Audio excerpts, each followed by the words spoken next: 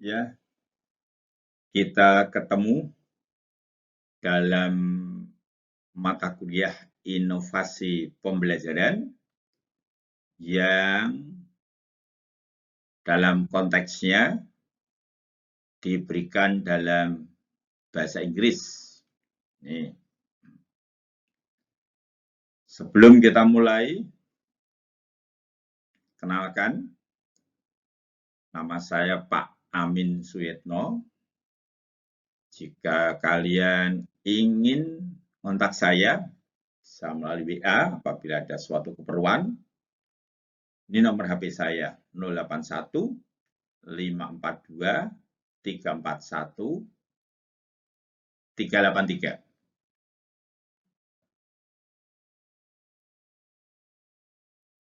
Perlu saya informasikan bahwa pengampu mata kuliah inovasi pembelajaran ini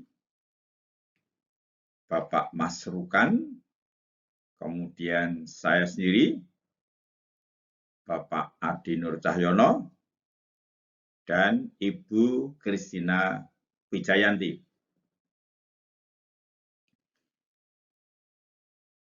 Nanti kalian bisa membuka Elena pada topik pertama atau pada pertemuan pertama, buka itu RPS, rencana perkuliahan semester ini. Di sana ada deskripsi mata kuliah. Nah, judul mata kuliah kita adalah inovasi pembelajaran. Namun, deskripsi mata kuliahnya, mahasiswa mampu berbahasa Inggris, baik lisan maupun tulisan, di bidang tentu saja matematika dan pendidikan matematika, yang muaranya kalian harus memahami teks berbahasa Inggris. Dalam lingkup yang lebih khusus adalah terkait dengan inovasi pembelajaran. Nanti akan kita bahas bersama mengenai inovasi pembelajaran ini.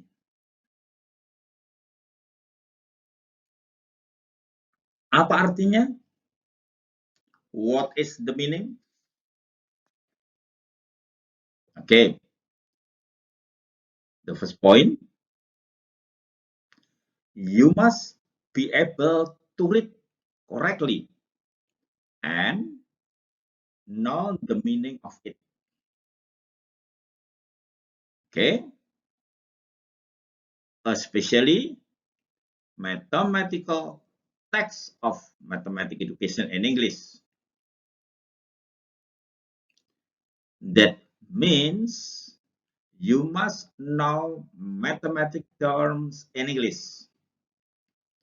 Also, term and learning. Okay? We hope you can speak in English. What is the meaning?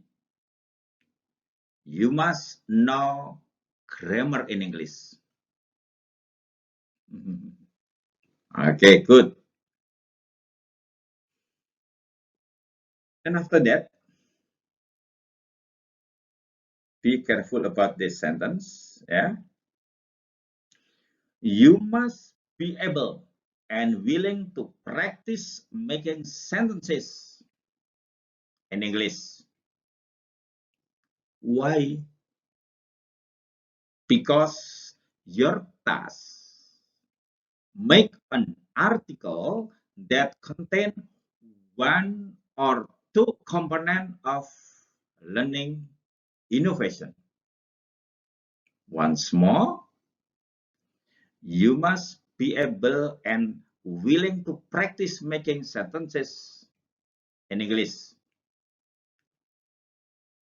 Because your task make an article that contain one or two components of learning innovation. Okay. I want to remind, special for your class. Please create a WhatsApp group for your class and write down your sentences in English. Okay, I hope step by step you can improve your English ability.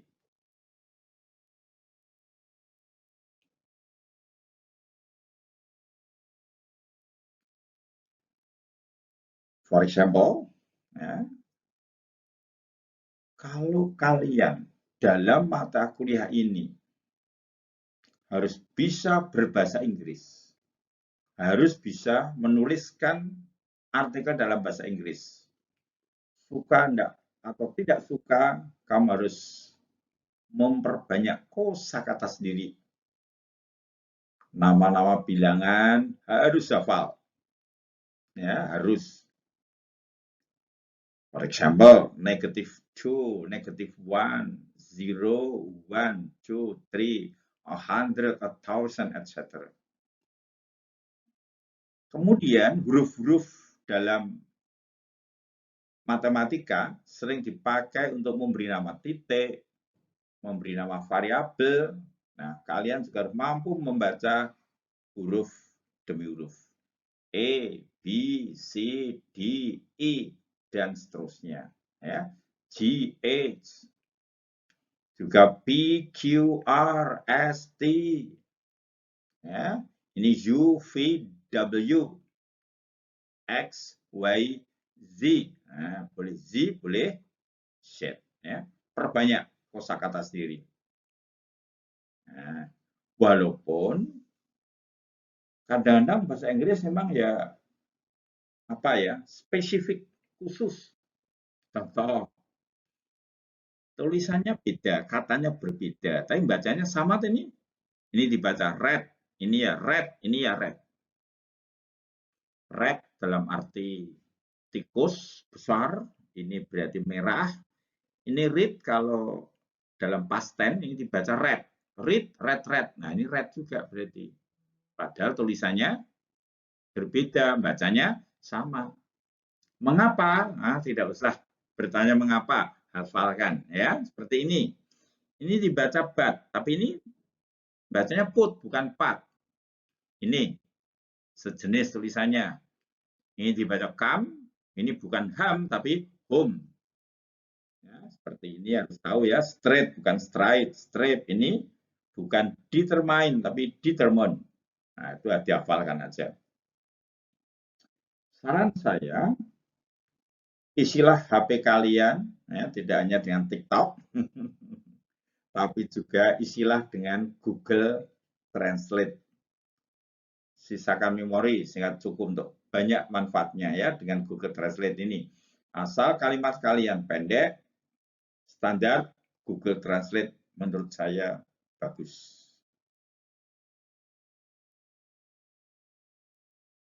Sekarang kita masuk ke inti materi. Ya, inti materi nanti kita akan bergantian dosen-dosen pengampu mata kuliah ini. Inovasi berarti pembaharuan atau pembaruan ya. Pembaruan di bidang pembelajaran, mestinya pembelajaran matematika begitu. Nah, kalian semua adalah generasi Z yang masuk dalam abad 21. Selanjutnya, kementerian kita, Kemdikbud, itu meminta supaya dalam memasuki abad 21 ini, maka ada kompetensi kognitif yang dikenal dengan forsi yang harus diberikan pada kalian dan anak didik kalian. Ditambah dengan tusi. Walaupun yang tusi yang nanti kita bahas, beberapa masih belum memiliki kesamaan, tusinya yang kayak apa, begitu ya. Selain kompetensi kognitif forsi dan tusi, juga siswa itu perlu diberi bekal tentang kompetensi non-kognitif. adaptability, kemampuan beradaptasi, curiosity, hasrat ingin tahu, dan grit, punya kegigihan. Kemudian pembelajaran inovatif itu ya, yang pada waktu dipraktekkan guru juga harus tercermin dalam RPP yang dibuat oleh guru, harus memuat kerangka atau framework TPEC. Apa itu TPEC? Nanti akan kita bahas. Selain TPEC, 4C ya, juga memuat pendekatan STEAM. Ya, STEAM. STEAM. Perlu juga ada dorongan di dalam RPP yang dilaksanakan di kelas, yaitu melatih siswa agar melakukan literasi matematis, ada yang menamakan literasi numerical, ya, numeris. Tapi silahkan, saya menggunakan istilah literasi matematis. Kemudian ini juga menjadi program dari pemerintah bahwa pembelajaran inovatif dalam memasuki abad 21 juga harus tetap memuat PPK, penguatan pendidikan karakter. Juga ada HOT, S. Nah, ini juga dikenalkan neuroscience. Ini semua sudah ada dalam modul atau buku ajar yang kami sampaikan semua ya, bersepakat, ditulis di Elena, tapi secara sepintas akan kita singgung ya.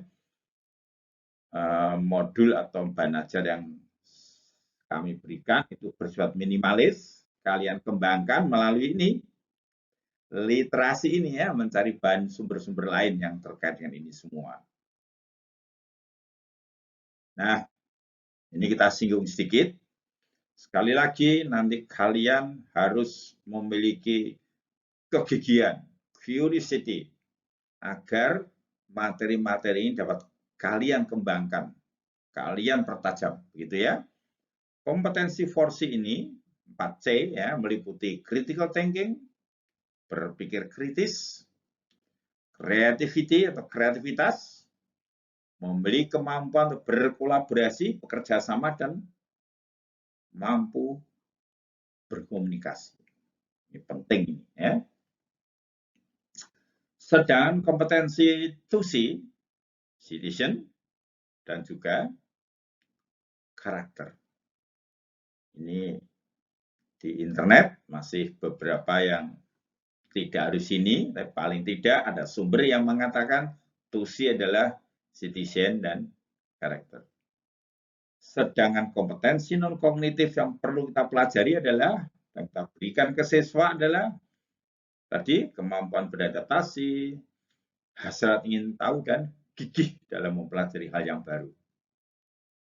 TPEC, ya, TPEC ini, kerangka TPEC, artinya baik RPP maupun dalam kalian nanti mengajar yang berinovasi, ini harus melibatkan teknologi, ya, technological. Misalnya materi kalian supaya sampai ke anak-anak, sampai ke siswa, digunakan Google Drive, menggunakan YouTube, biar bisa diunduh oleh siswa kita. Itulah namanya menerapkan teknologi. Tetapi tetap ada unsur-unsur pendidikannya, ya. Ada unsur pedagogi. Dan ini ya, tetap memuat konten sesuai dengan materi yang diajarkan guru. Itu. Dan ini harus kita hindari dari kekeliruan, dari menguasai materi tetap mutlak gitu. Kemudian pendekatan STEAM. Ada science, technology, engineering, art, dan matematika itu sendiri ya. Silakan dibaca di modulnya atau di bahan ajarnya bagaimana STEAM itu diberikan ada cara embedded, tertanam, dan ada cara integrated, terpadu. Nah, kalau di SD tentunya integrated karena tematik, tapi kalau SMP, SMA, SMK biasanya model istilahnya itu adalah bukan terpadu tapi tertanam. Materi utama matematik kita selipkan science, teknologi, engineering, art, seni ya. Jadi biasanya menggunakan embedded. Silakan dibaca di bahan ajarnya atau di buku ajarnya, tapi itu sebagai bekal minimalis. Ya, kalian kembangkan sendiri, bisa lewat internet, bisa mencari lewat PDF drive ya dan sebagainya. Juga tadi ada literasi, ini bukan numerasi ya. Jadi ini numerasi strip miring ya, garis miring matematis dalam arti literasi matematis. Ini bukan numerasi tapi literasi matematis, yaitu wawasan baca bidang matematis, bisa mencari info di internet juga tentang neuroscience. Ya, apa itu neuroscience? Nah, silakan dicari. Kemudian ini PPK, penguatan pendidikan karakter. Kemudian HOT ini singkatan Higher Order Thinking Skills. Ya, kalian bisa mencari di internet tentang ini semua untuk melengkapi modul atau bahan ajar yang sudah ada. Sekarang kita ada semacam, biasanya ada dua tugas ya, dua ujian, yaitu ada UAS. Saya cenderung nanti ada ujian tulis UAS-nya, sedangkan UTS-nya nanti bisa tulis, sedangkan UAS-nya ini sudah agreement dari kita semua bahwa kalian harus membuat sebuah artikel. Ya, tadi di awal sudah saya katakan, you must make an article that contain one or two components of learning innovation. Ya, jadi tugas akhir mahasiswa kalian individual, kalian membuat artikel kurang lebih 10 sampai 12 halaman. Ya. Halamannya itu ketikan mahasiswa harus hanya 1 spasi. Buat dalam bahasa Indonesia dulu, kemudian terjemahkan dalam bahasa Inggris. Bisa gunakan Google Translate dulu, kemudian diperbaiki. Yang benar 10 atau 12. Nah, kalian nanti akan mensubmit. Biasanya diteruskan ada perbaikan, diperbaiki lalu dipublish. Depend or template of the international article journal. Bergantung pada template artikel jurnal internasional yang kalian tuju. Ada mensyaratkan 10 halaman, ada mensyaratkan 15 halaman, begitu ya. Nah, ini hanya antar-antar begitu ya, tapi nanti sesuaikan dengan template-nya. Bagaimana isi artikel individual kalian? Kalian mengkaji pertumbuhan satu saja atau dua komponen inovasi pembelajaran di abad 21. Misalnya, kalian memilih kompetensi kognitif pada critical thinking boleh, creativity, collaboration, communication, citizen, ya. Boleh memilih komponen adaptability, curiosity, ya, atau memilih muatan TIPEC, atau pembelajaran matematik yang memuat neuroscience, pendekatan STEAM, kemudian literasi matematis, dan sebagainya. Ya, silakan. Pilih salah satu.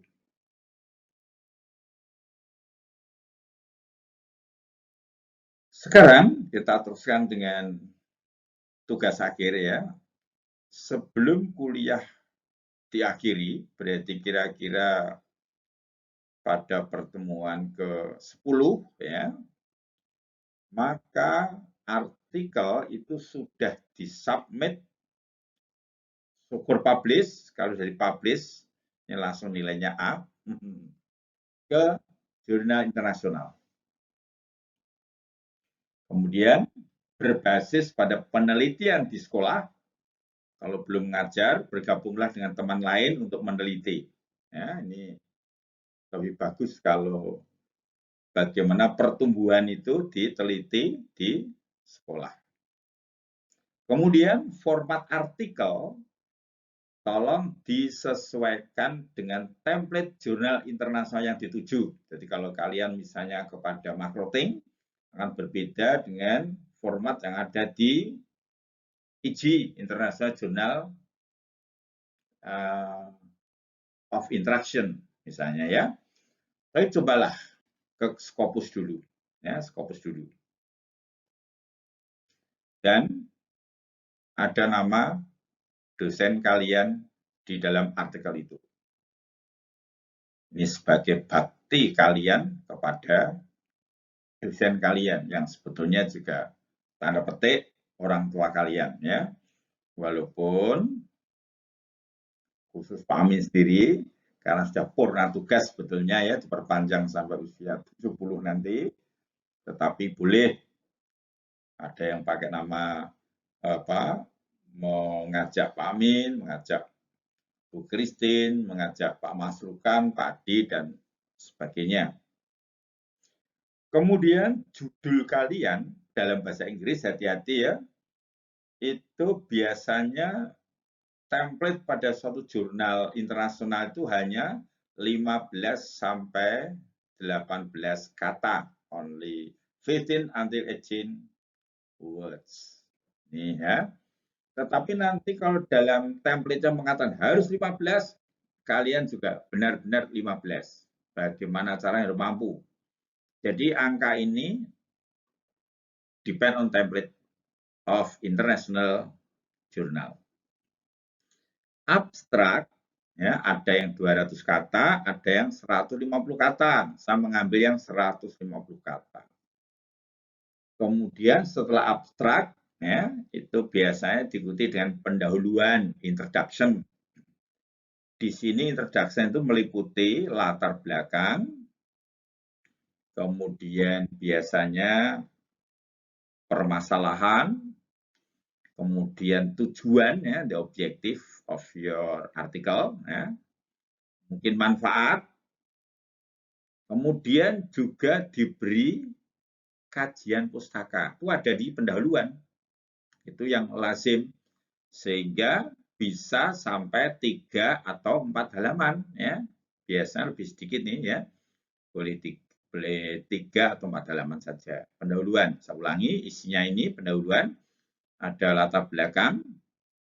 Mengapa ini komponen, mengapa kompetensi yang kalian pilih itu sangat penting. Nah, itu ada di sana. Kemudian juga apa tadi?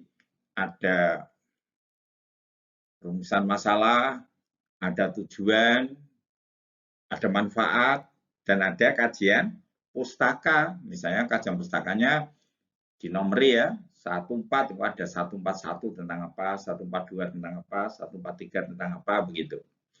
Guna metode biasanya sekitar 1 halaman, bahkan kadang-kadang cuma 3/4 halaman. Gitu ya. Nah ini sisanya hasil penelitian dan pembahasan inilah yang terbanyak.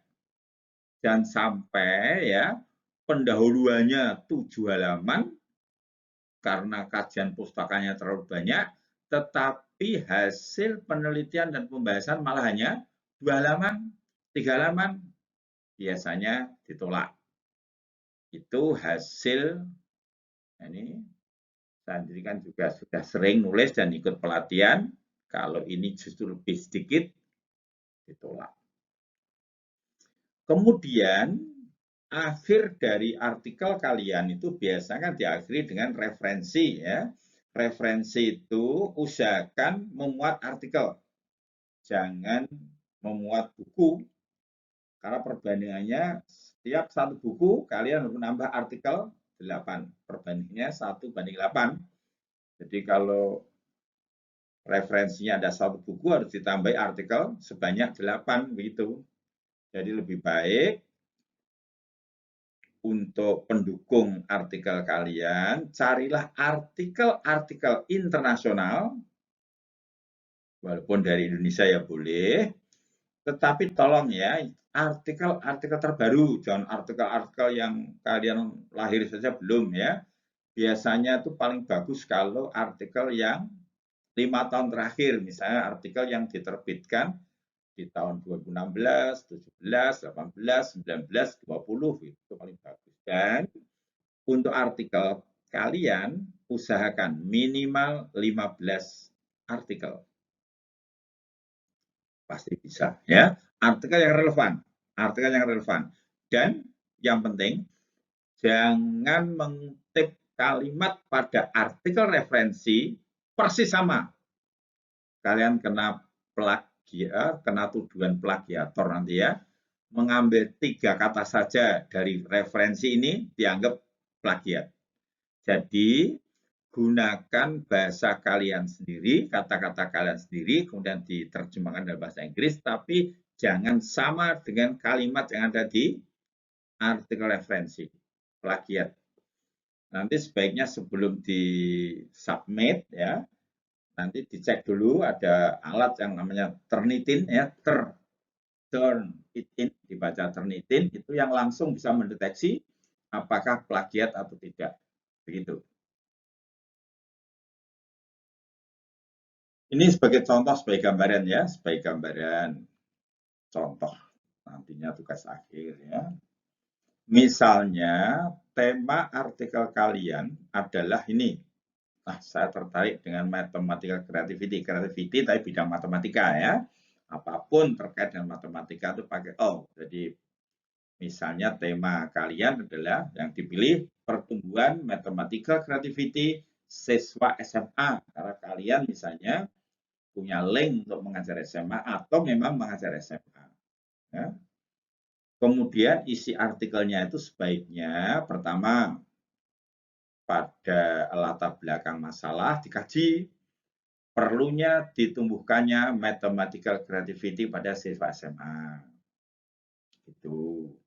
Nanti dalam kajian pustakanya masih di pendahuluan ya. Tolong definisikan mathematical creativity. Tolong dari beberapa ahli atau dari beberapa artikel.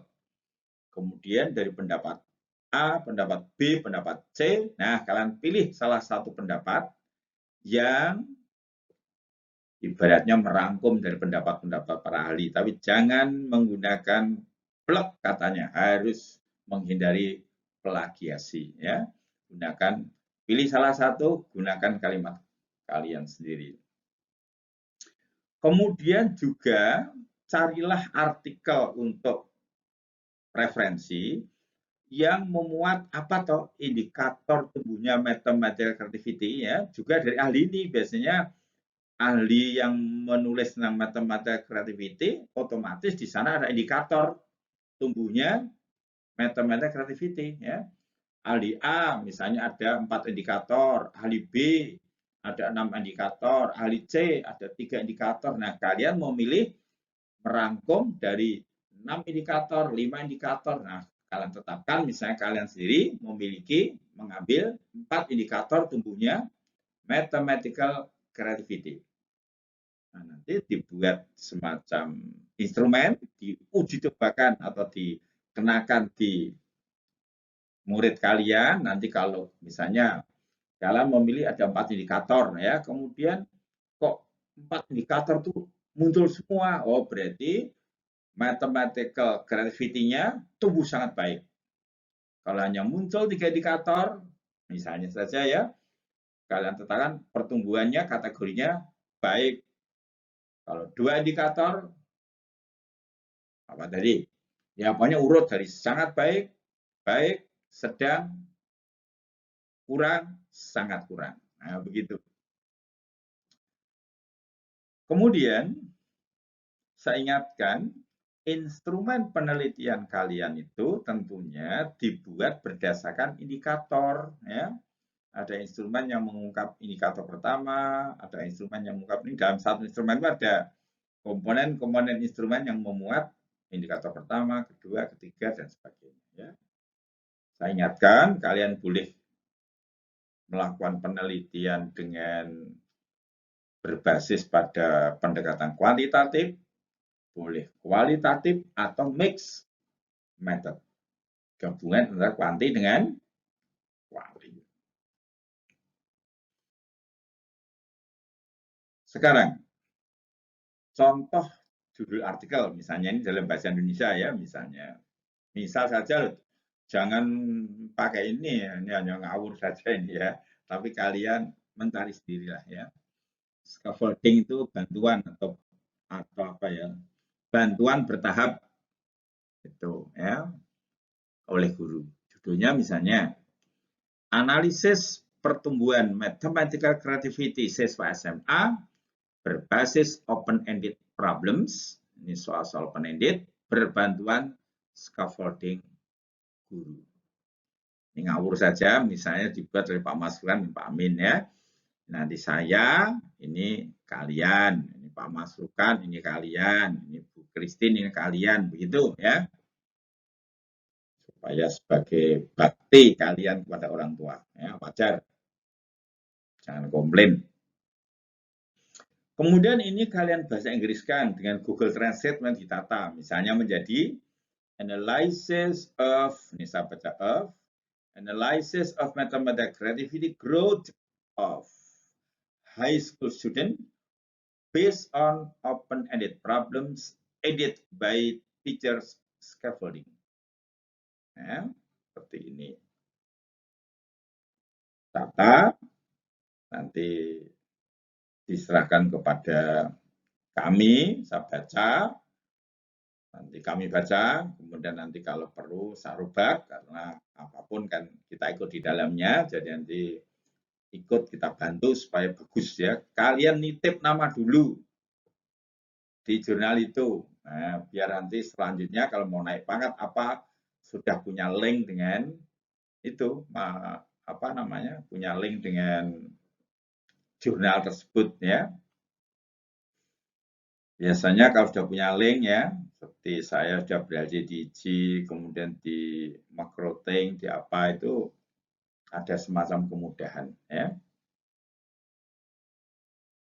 Sekarang itulah pokok-pokok tentang materi yang harus kalian pelajari dalam perkuliahan inovasi pembelajaran. Ya.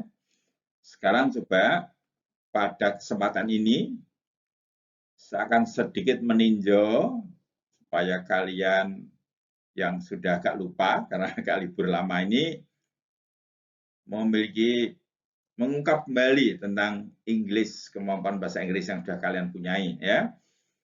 Ini nanti ya tentang mathematical terms akan saya unggah ke Elena atau mungkin dalam WA group ya.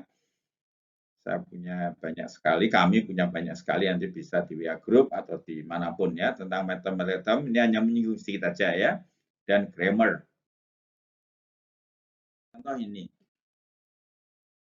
Nanti kalau kalian ingin misalnya saja ya, misalnya ingin mengamati pertumbuhan critical thinking siswa SMP ya pada materi yang saat itu kalian terangkan adalah geometri.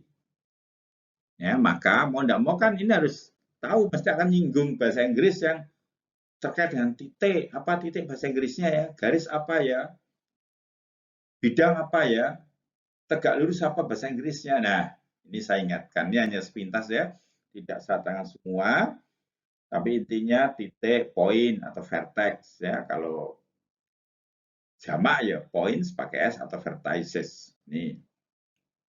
Panjang tulang, bidang plane, berpotongan intersect, berimpit coincide, ya. Garis lurus straight line. Biasanya kalau line saja itu dimaknai sebagai garis ya, lurus. Sudut misalnya itu angle, bukan angel. Ya. Kemudian sudut bertolak belakang itu apa? Vertically angle, sudut lancip acute angle, sudut tumpul obtuse, sudut siku-siku right angle. Ya, segitiga apa segitiga? Triangle, bukan triangle. Angel itu malaikat atau bidadari ya. Triangle. Kalau segitiga sembarang itu adalah scalene triangle. Ini segitiga sama sisi, sama kaki, siku-siku ya dan sebagainya ya. Ini kalau segitiga siku-siku apa ini? Right triangle ya. Ini tugas kalian menghafalkan ya. Kalau kami otomatis hafal karena mengajar, tapi kalau kalian kan mau tidak mau harus dihafalkan karena seperti ini kan tidak muncul dalam kalimat sehari-hari. Misalnya, kamu mau membeli sudut siku-siku ya, I want to buy right angle kan tidak ada, nah mau tidak mau harus dihafalkan gitu ya. Juga ini dalam segitiga ada garis berat, garis baik, garis tinggi ini ya, median, bisector, ini bisa kita bisector, altitude, ya ini ada hypotenuse, ini ya, keliling itu perimeter. Ini kalau keliling segitiga dan segi empat ya, quadrilateral segi empat. Kalau keliling untuk lingkaran nanti ada lagi sendiri yaitu tulisannya circumference ya, circumference gitu. Kalau luas area. Nih. Nanti pada waktu membuat soal, membuat tulisan bisa juga soalnya ditulis. Berarti kan mau tidak mau harus ini ya, mengenal seperti ini ya.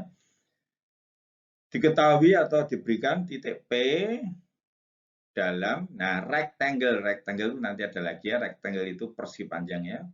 Given point P in the rectangle A, B, C, D, misalnya ya, the area of, ya, luas dari segitiga, gitu, triangle A, PB equals, ini equals bacanya, 24 cm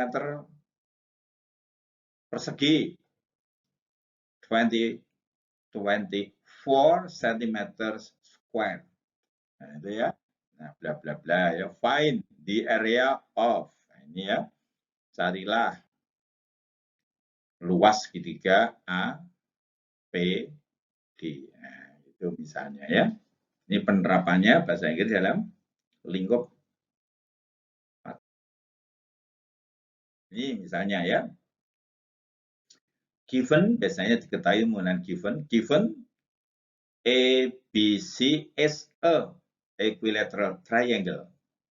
ABC adalah segitiga apa nih? Sama sisi. PQRS ini is a square. Persegi. Carilah besarnya. Find the measure of angle QTS. QTS. Nah, suruh mencari ini. Nah, berikutnya adalah seperti sudut-sudut yang sehadap, bahasa Inggrisnya corresponding angles. Ada sudut dalam berseberangan, sudut dalam sepihak. Pengertian ini sendiri kalian harus tahu loh ya, ini hanya Inggris, bahasa Inggrisnya saja. Ini berpelurus itu supplementary, kalau berpenyiku apa? Complementary. Nah, seperti itu ya, dihafalkan mau tidak mau ini ya. Ini khusus segi 4, nih. Kalau segi 4 sembarang, quadrilateral, jajar kijang apa? Parallelogram, persegi panjang tadi rectangle, square, kalau belah ke tempat apa? Dibaca rhombus, layang-layang, kite, ini ada kubus, cube, ya. Prism itu prisma, limas, piramid, terus awas, bola ini, itu bukan ball ya, tapi sphere. Kerucut, Ini bisa dibaca kon, bisa dibaca kon, bukan corn itu jagung ya. Ini kubus mana yang kuboid, cuboid. Oh ini cuboid. Wah di bawah letaknya ya. Ini balok. Ini K, garis yang memotong dua garis yang lain namanya garis transversal ya, transversal line. Rusuk bahasa Inggrisnya edge dan sebagainya. Ini kalau dibuka di kamus tuh berarti pinggiran ya, tapi ini rusuk. Tuh. Kemudian lingkaran, circle ya, lingkaran. Di sana ada jari-jari, bahasa Inggrisnya garis singgung ya, tangent, secant itu garis potong. Ini keliling, circumference tadi ya. Busur nih, misalnya busur yang lengkung ini, busur itu up. Kalau tali busurnya itu chord. Nah ini ya, diameter, juring, tembereng ya, sudah pusat, sudah keliling ada semua ya. Kalau daerah yang diarsir biasanya menggunakan shaded region, bukan shaded area ya. Nah, begitu. Harus hafal banyak sekali itu baru geometri loh. Belum bahasa Inggris pada istilah-istilah di kalkulus, di vektor, di matriks, ya, di aljabar. Wah, banyak sekali ya. Jadi harus ini. Belum bahasa Inggrisnya jangka, compass, busur derajat, protractor, penggaris. Ya, ini dihafalkan saja. Ada suku nih. Dalam itu bisa istilah, bisa suku ya, suku-suku. Suku pertama, suku kedua, suku ketiga term istilahnya ya. Ini suku-suku yang sejenis biasanya menggunakan similar terms. Bilangan number, kemudian bilangan asli, natural number, bilangan cacah, bilangan bulat, ya integer. Ada bilangan genap, ganjil, prima, komposit, rasional. Nah, ini harus dihafalkan. Gitu ya. Nah, ini operasi-operasi ini ya. Ini plus dibaca plus, minus, kali itu times ya, times. Kalau dibagi itu divided by misalnya 12 dibagi 3 sama dengan 4. 12 divided by 3 equals 4. Misalnya begitu ya. Ini equals atau is equal to, ini tidak sama dengan ya. Ini lebih kecil atau kurang dari, less than, greater than. Ini less than or equal ya. Ini pangkat ya. Kalau pangkat 2 itu pakai square. Ya. 3 kuadrat, 3 square. Kalau pangkat 3, 2 cube. Ya, bahasa Inggrisnya. Nah, kalau 5 pangkat 4, ini ada 3 cara. Kalian boleh pilih salah satu. Kalau saya biasanya yang singkat, 5 power 4, gitu aja. Tapi kalian boleh memilih 5 to the 4th power atau 5 to the power of 4. Silahkan. Yang lain pecahan, fraction. Ya. Pecahan campuran, mixed fraction. Persen, pembilang, numerator, denominator, ya, dan sebagainya, persamaan, ketidaksamaan. Ini sistem persamaan linear dalam dua variabel. Ini bahasa Inggrisnya apa? Linear equation system in two variables. Ya. Ini pakai S kalau lebih dari, pokoknya kalau bukan satu pakai S, gitu ya. Nah, ini pecahan ini ya, setengah dibaca a half. Itu menyatakan satu loh. Jadi kalau 100, 100. Nah, gitu ya. Tapi kalau 3/4 boleh dibaca ini, boleh dibaca per, boleh dibaca over. Nih, 3 per 4 atau 3 over 4. Nih, boleh pilih lah ya. Kalau seperti ini, antara bilangan bulat dengan pecahannya itu diberi dan. So, if you want to say about this number, 9 and a half. Nah, ini dibaca 9 and a half. 9,5 ya. Nih, ini yang menarik ruas kiri, ruas kanan. Ini juga sering kita pakai nih ya. Left side atau right side. Nah, pembilang, numerator tadi sudah ya. Ini ada FEB, ada KPK, ada hasil bagi. Nah, ini juga sering dipakai ini ya. A dibanding B, nah ini bisa dibaca A to B. Atau the ratio of A to B ya boleh kalau mau komplit. Begitu ya. Ini Tidak ada kata lain selain harus dihafal, ya.